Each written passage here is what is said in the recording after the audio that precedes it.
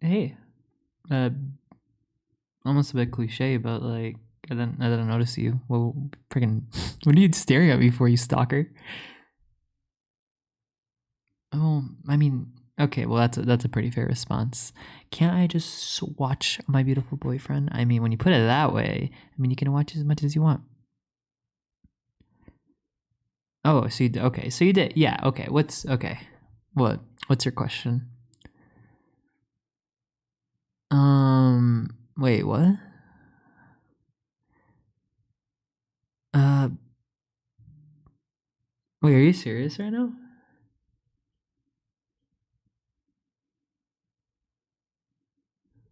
I mean, are you okay? Yeah, no, I'm being serious. When have you ever asked me that? Um, I mean, okay, I guess that's I guess that's fine. You could ask me. I wouldn't expect that out of you, I guess. What do I mean? What do you mean? You so okay. I mean, I don't keep in mind, I don't really know the rules like super well either though. Yeah, I don't really know the rules well. But I mean, I guess I could teach you from what I do know. It's pretty straightforward, I guess. But let me see. Well, I don't have a dice with me though. Well, of course you need dice, silly, for that. Well, you just asked me, can I teach you how to play the 40K tabletop? You need dice. Dice is one of the most important things, in my opinion. Actually, it's probably one of the most important things. Um. Okay. Well, I guess it doesn't matter too much. I can't really. I don't think I. Where's my dice? Okay, it doesn't matter. Look. Okay, this is what's going to be really important about the dice. Is well. Okay. First of all, okay, wait. Before I get into this, are you sure? Because once you get into this, you get me into this, I will not be able to stop. Okay, you sure though? Okay, I mean, if you say so, but no takesy backsies. All right, this is your final warning. Okay, fine.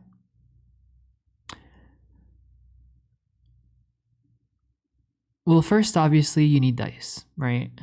That's the biggest thing. You need dice. Yeah. Um, Though dice are pretty cheap to get, honestly. You can get some from AliExpress where I got mine for you can get like 100 dice for like $10. Really cheap. Once you get your dice, you create your army. Now, how you go about creating your army is you talk to the person you're playing with and you're like, hey, how big should our army be? It's kind of like there's nothing really specific per se, but it's usually 500 points, 1,000 points, 2,000, and 3,000. But people tend to go sometimes in the middle. It just depends on what you have, etc. A really good way to get around that is like there's something called combat patrols. Basically, what they are is they're kind of just easy ways to get into like a game. Is you just pick a box from your favorite faction, you build them, you paint them, and boom, you can just get into the game. You don't have to like build a whole army. A combat patrol is just what it sounds like. It's supposed to be a patrol who like might get into combat, right? So, and usually they're around 500 points. So you could pick out like with a friend, pick one out, and then you just build them. And you don't even really have to paint them if you don't want. So you could just get straight into it. But painting's also kind of fun. Now, the rules as to how you're gonna navigate it. Well, let me tell you. So, normally the way you would go about it first, it really depends on. First, you have to pick out a mission. Yeah, I'll explain that. So first you have to pick out a mission, and you just kind of like draw a card, or maybe you can decide with someone, be like, yeah, what mission you want to do, and you're like, whatever. Let's say I don't know. Scorched Earth is a combat mission, but we'll keep it simple. I'm gonna take out some things, just keep it simple. But then after that, you put some tokens on the board you're playing on or on the map, and those will give you points. And the person with like by round 5 with the most points wins, or whoever loses their entire team first wins. But now on deciding who goes first, well, there's 2 things you got to do first. First, you roll a dice to see who gets the highest number. Whoever gets the highest number, this also depends on the mission type or what's agreed upon, but sometimes you can pick who goes first in the sense of like who's deploying their units first, right? Like where you place them on the, on just what it sounds like on the map. And then after that, you roll again to see who actually does the first move. Going back to that though, sometimes it doesn't matter either the deployment zone. Like sometimes it says, oh, one's the attacker and one's the offender, and the attacker always has to place, the defender always has to place first. It just really depends on the rule or whatever you agreed upon. Then after that, no, you need to bring me water. Okay, yeah, well, yeah, I am getting into it, but I mean, I already have water here. It's fine, but now that's my train of thought because of you. Yeah, that's okay. Shut up. I'm gonna hurt you. Did you just? Okay. Did you just really say my nerdiness is hot? Are you serious right now? That is interesting to say the least. Okay, see, you fucker. You made me lose my train of thought again. Fuck. Okay, yes, thank you. I love you lots though. Fudge, what was I gonna say? Oh yeah, thank you for reminding me again. Sorry. You just discombobulated me too much, right? You baguette. Yes, okay. Yeah, okay, so once you figure that out, basically once it depends on the rules, but once you figure out who's deploying first, and then after that, you roll a dice to see actually who goes first, like who does the first move, right? And then first you go through your command phase where you get a command point to use like different abilities or like what they're called stratagems, right? But think of them more like abilities. Like think of them like spells in like Yu-Gi-Oh! You could just kind of you could just activate whenever. Well, some of them say specific times you can do it, but others not so much.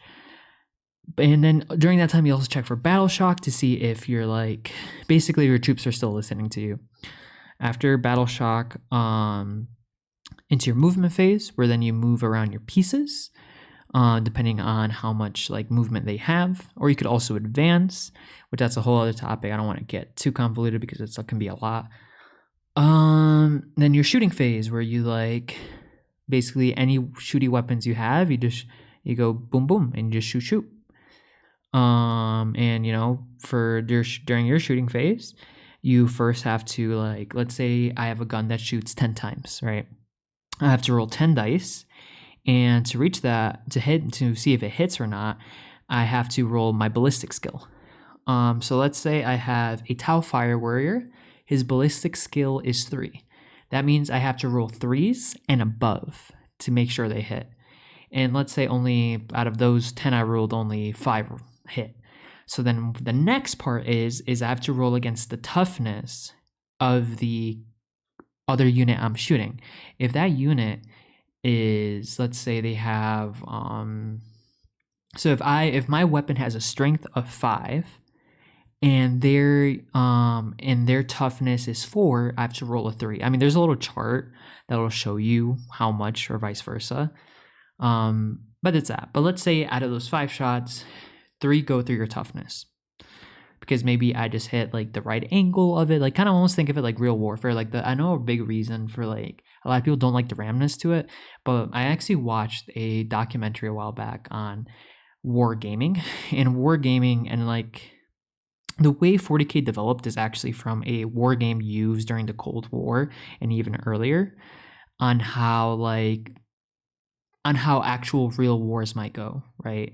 Because there's a lot of randomness to war, right? Yes, you have a higher chance. That's why you get better chances, right? So let's say that in the next part after that, the toughness versus strength, you now have a saving roll. What the saving rule means is, let's say out of those those 5 that went through, only 3 went through your toughness or your armor. Now you have the saving rule. But let's say that my weapon has armor penetration, -1 armor penetration, right? So that increases the chance of my shots going through. So let's say if you have a saving throw of 2, if I have AP 1, that means now you have a saving throw. You have to roll a 3 and above, right? And that is the randomness to war, and that's supposed to just mean the randomness of war. Things don't really go as planned, right? It reminds me of another video I watched about how a person who was fighting a war explained artillery. Artillery is really random sometimes. Sometimes you'll just get hit for no reason, right? And that's what it's supposed to amplify. Actually, one of the mechanics that 40K is based off of is a war game. The ocean battles, basically, because let's say a frigate shoots at a carrier, right? How thick is the armor, right?